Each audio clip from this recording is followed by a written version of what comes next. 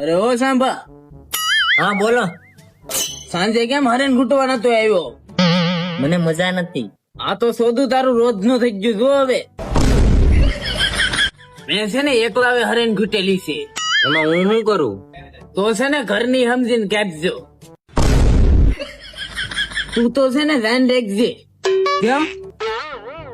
કારણ કે તારા જેટલો કાપણીયો કારીગર તો મેં કોઈ દી નથી જોયો.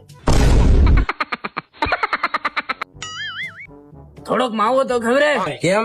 તારી પાસે નથી? નથી એટલે તો માગું જ તારી ભાઈ. શું ને હાલે, હવે કઈક ઘરનો સમજીને ખાજે. વધારે છેલ્લે તેમાં દેવા હોય તો થોડાક પૈસા ઉછી ના દે. કેમ, તારે શું કરવા?